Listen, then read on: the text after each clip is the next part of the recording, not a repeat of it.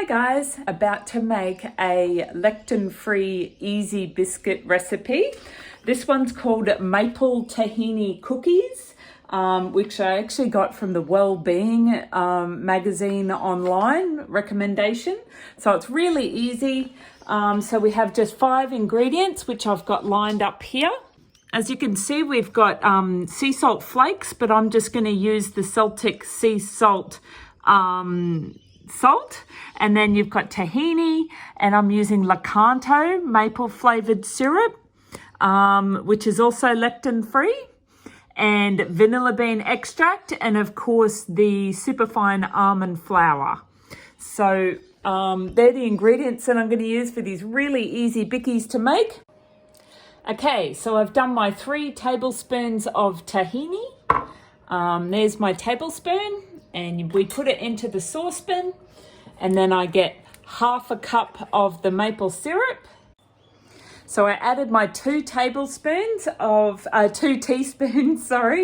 the vanilla bean extract, and my half a cup of maple syrup, my 3 tablespoons of tahini, and half a teaspoon of the salt, of the sea salt flakes, or I used Celtic salt.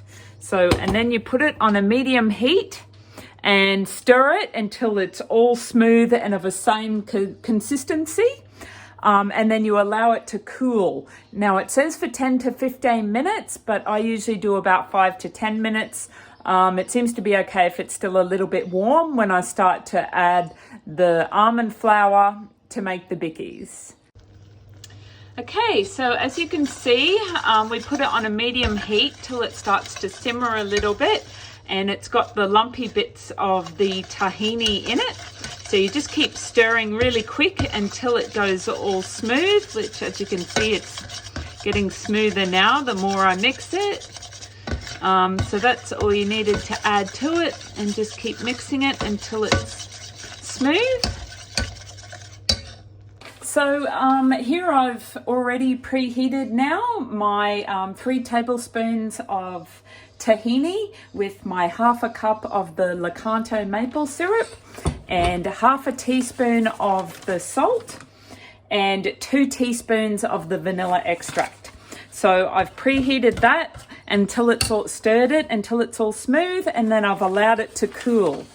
So next thing we need to do is to add the superfine almond flour. So here's my 3 cups of almond flour. I've added into the saucepan with the other wet mix. And then you mix it all together until it's all well combined. And then after that, we roll it into balls about a few centimeters. I don't do it that big because I like them to last a lot longer and have a lot more biscuits. But I'll show you just before I put it in the oven. Okay, so after I've spaced them out as much as I can, I like to squash them down with a fork, like so.